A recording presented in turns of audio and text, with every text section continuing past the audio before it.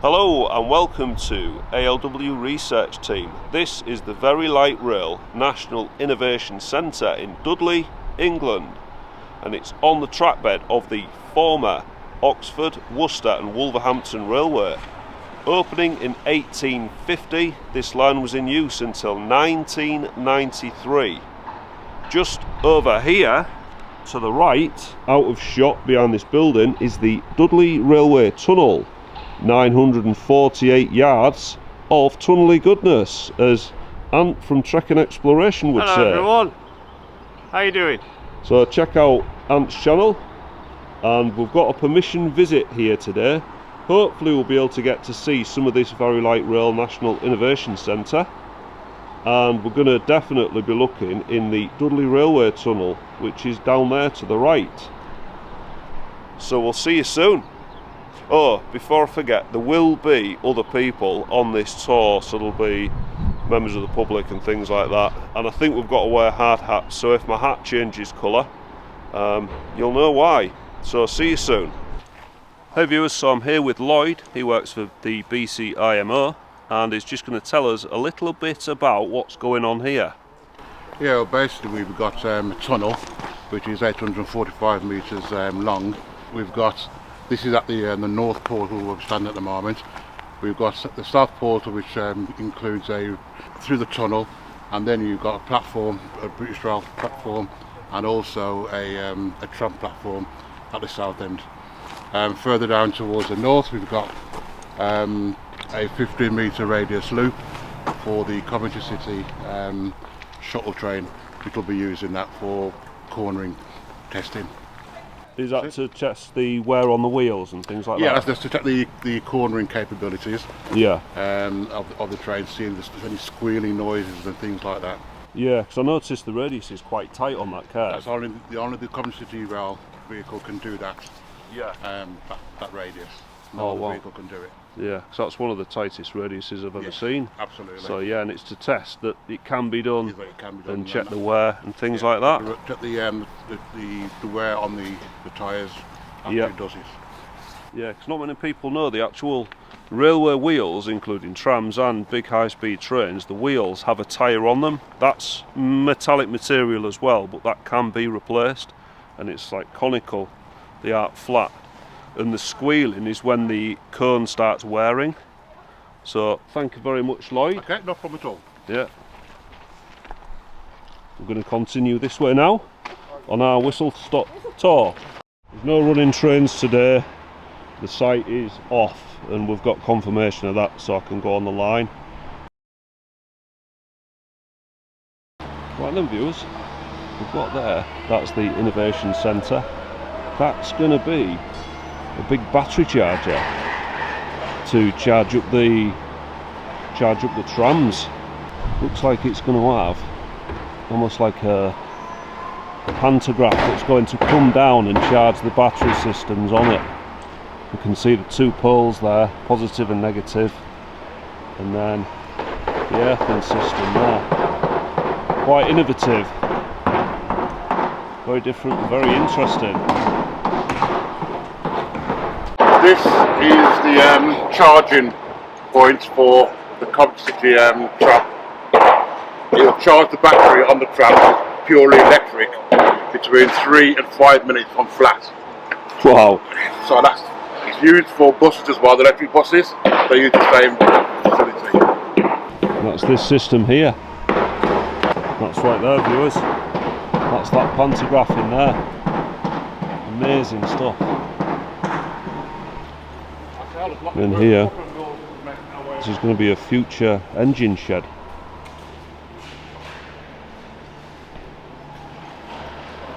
That is the engine shed that's going to be used for the trams. I'm going out now because Lloyd's going to shut the door. Should be called Ronald the Radius. Ronald's radius. Yeah. Right. Has it got a name? Someone just asked me if it's got a name. No.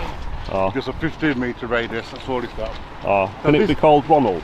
Sorry? It's not called Dave.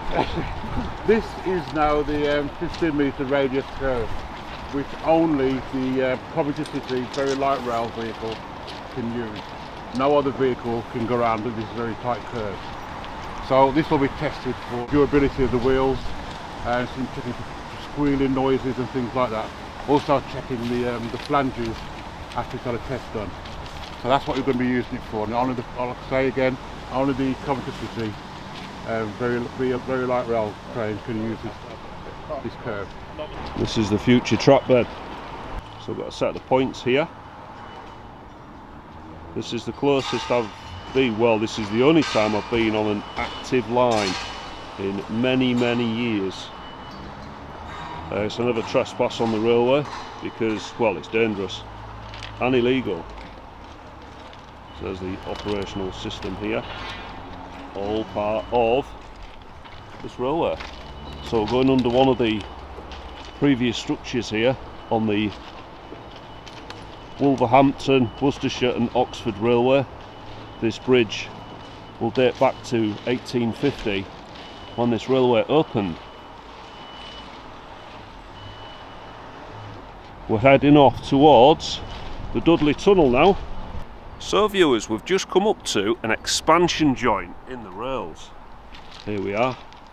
There's some central pieces of rail there holding those four sleepers together, where, like we saw at Latchford Railway Viaduct, the rails are separated here, they're parted, so they can expand and retract in the cold and the heat,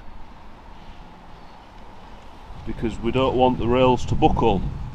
You can see there one of the cleats has nearly come out, but that'll be knocked back in by the P-way staff.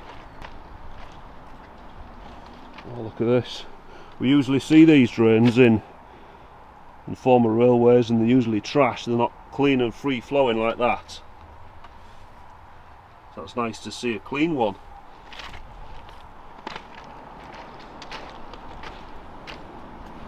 Let's catch the group up and get into this tunnel.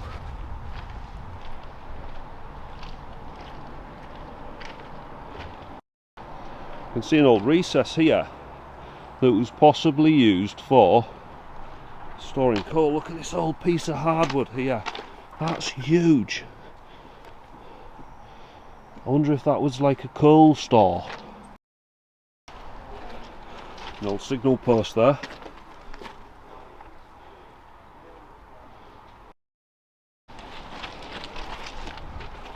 Right viewers, this is the moment we've all been waiting for. Let's get inside the Dudley Railway Tunnel.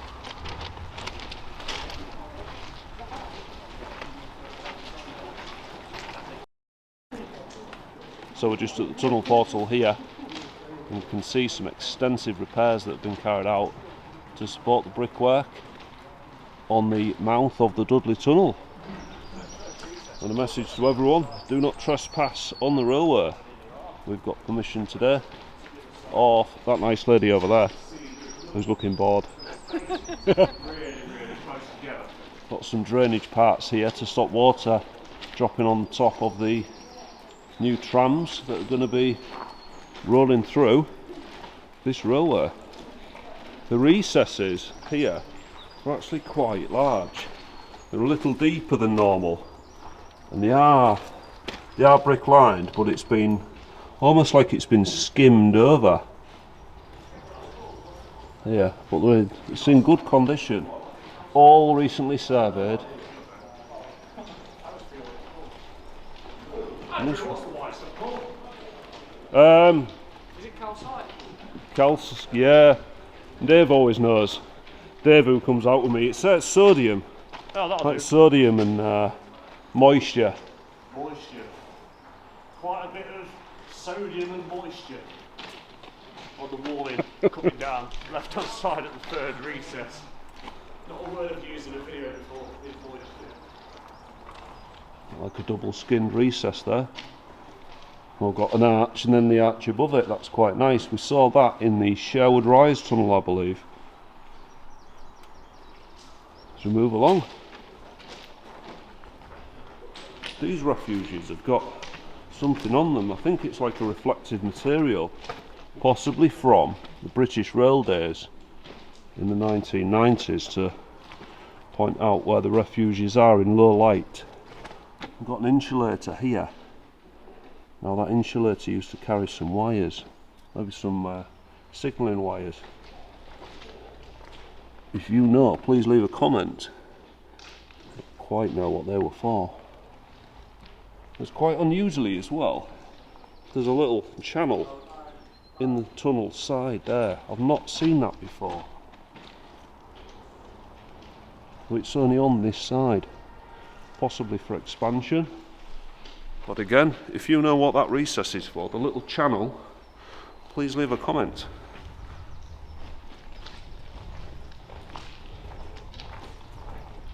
I see everybody's high vis is working well there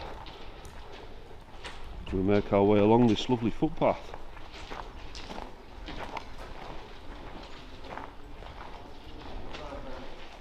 There's a lovely sweeping curve to this tunnel.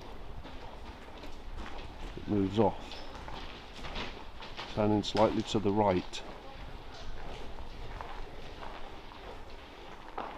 Have you seen this before, Ant? Like a channel in the tunnel side?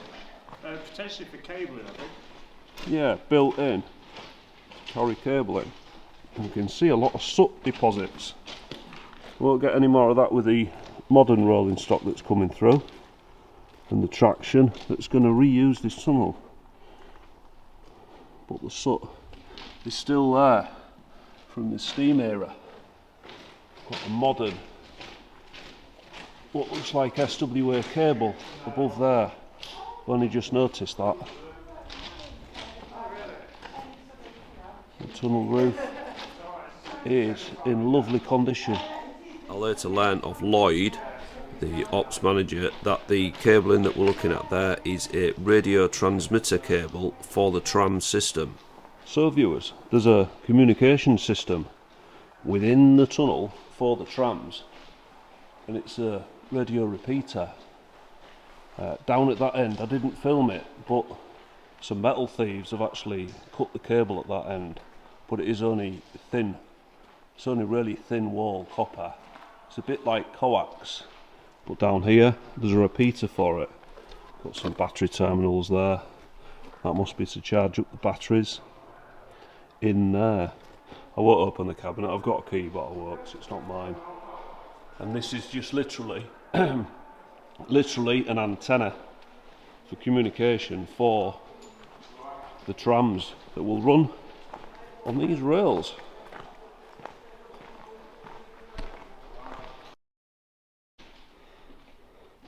Who's that up ahead? Are you alright if you appear in this, by the way? Because occasionally you are going to be like this.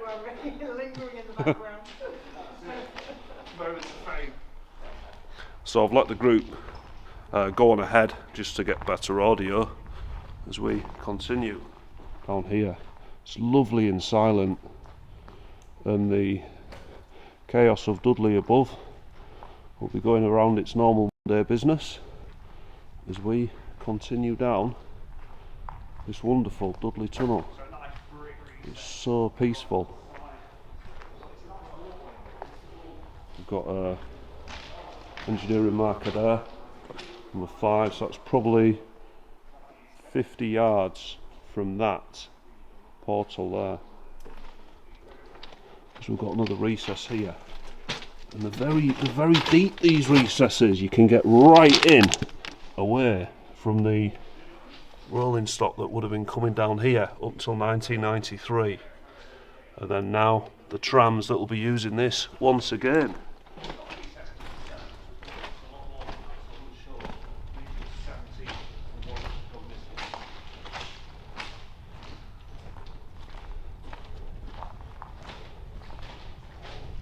Got a modern concrete block there, possibly for future signalling. And that recess has been repaired to a good standard as well. It's lovely. Catch up a bit now.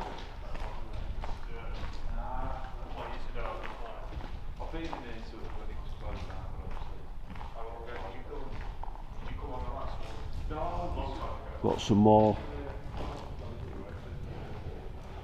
water catching there to divert the water away from the top of the trams that will be running through here.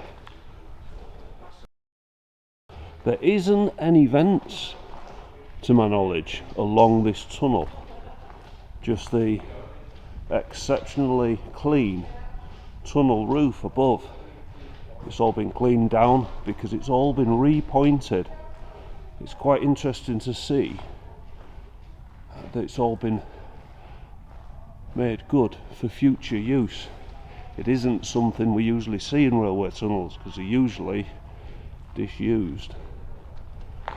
Trying to think, this is the first active railway tunnel I've ever been in, as far as I know, apart from when I've been on a train. Certainly the first explorer I've done in one.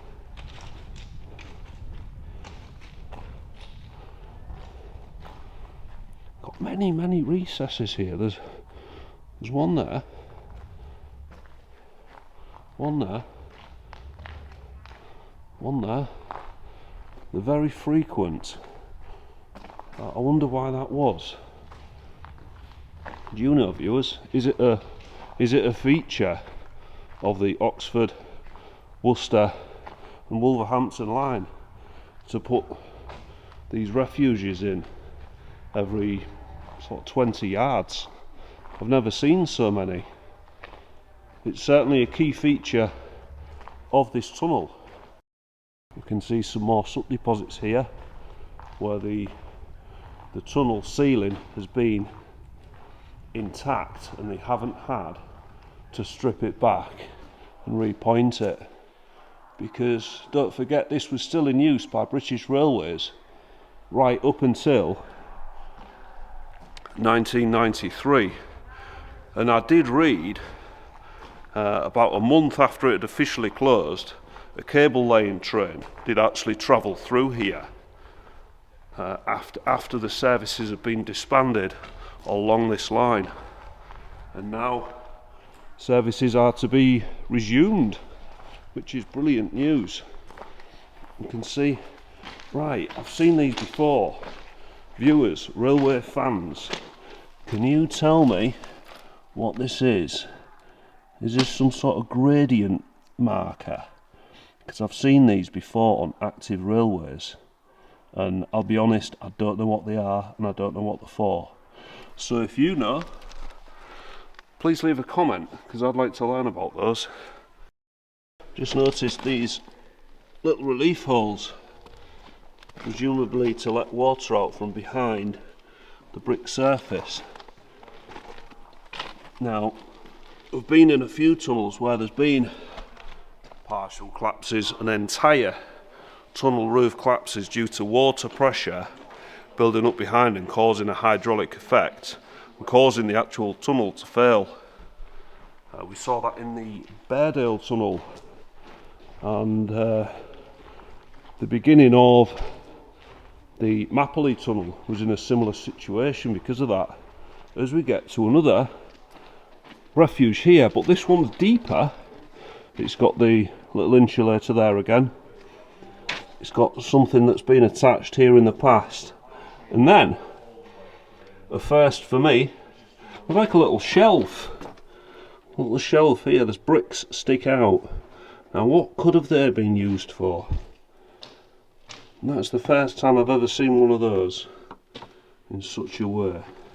And the floor of it's bricked as well. Have you seen that, Ant? Yeah, it's for resting your coffee on. Is it a coffee stop? Yeah, I had that installed in 1952. Did you? And it used to be, you know, tea caddies and porcelain mugs. So you were a 1950 tea boy? It could have been. It could have been. Ant's past life. So yeah. And Tunnock's tea cakes as well. Tunnock's tea cake. Can't beat a Tunnock's tea cake. That's what it would have been. Tunnock's tea cake in a tunnel. There's a bit of a tongue twister. Here we are. The sandstone bricks have popped here due to the cold. And we've got the little, I'm going to call it a shelf in this refuge. So if you know the history of that and why it's there, please leave a comment. You can see a bit of soot there, soot build up from the steam era, and the glazed effect that these bricks had on them. And I believe that was so if you was down here with your little candle or your oil lamp, these bricks would reflect a little bit, so you could find this refuge and get to safety before the steam train came thundering down. Feels quite spacious in here because there's only a single line, whereas previously in the BR days this would have been a double line tunnel as it was originally built.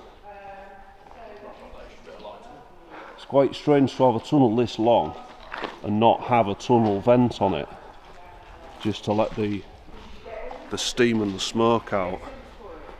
Now, Sands End Railway Tunnel, that originally didn't have any tunnel vents, but the steam and the smoke was so severe, passengers were complaining to the extent where carriages were filling with smoke, and the North Eastern Railway actually installed 3 tunnel vents in that tunnel. It had 2 adits going off to the side, off the cliff edge.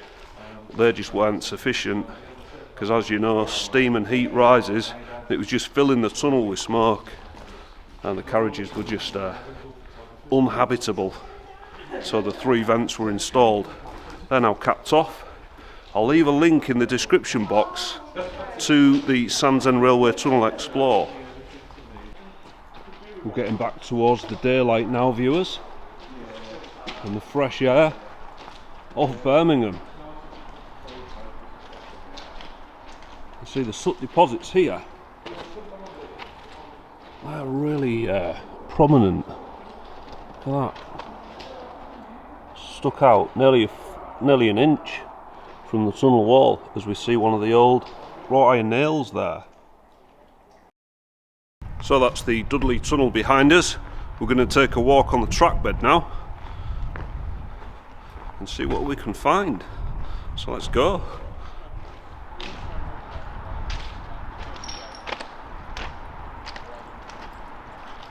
So, you know, British Rail telephone here. As soon as we get out, the old telephone box. And this is the south portal of the Dudley Railway Tunnel, right there. So these are bridge abutments for a former crossing over this railway, all now removed. This is the former Blowers Green railway station, opening in 1878 by the Great Western Railway, intending to serve the growing communities of Woodside and Netherton. Being renamed in around 1881 to Dudley, Southside and Netherton, it replaced the Netherton station to the south. Passenger numbers were good, and the station was reverted back to Blowers Green in 1921 and remained operational as a passenger station until closure to the public in 1962. Passenger trains still ran to Dudley on this section until 1964, when the line became solely freight until complete closure in 1993. As we move towards this way, a large retaining wall there propping up the station building, and we can see possibly what used to be part of the former platform. Then it becomes engineering support for this road bridge above. We've got a road bridge there, and then a road bridge here, and then the railway that used to run below. Now part of this light railway. So we're just coming down the incline away from the railway tunnel, which is around the curve behind us. We're coming down the incline, 5 mile an hour sign there, towards a little station stop here, or a halt as we would know it as. And this would be, or is, the end of the line of this Very Light Railway National Innovation Centre test track. So this is it, this is the test track, and incorporating the Dudley Railway Tunnel. That's Ant from Trek and Exploration there. Please check out his channel. Link in the description box. And please subscribe to my channel if you haven't already. Check out my Instagram and Facebook and all that jazz. And thank you so much for watching. Bye bye for now.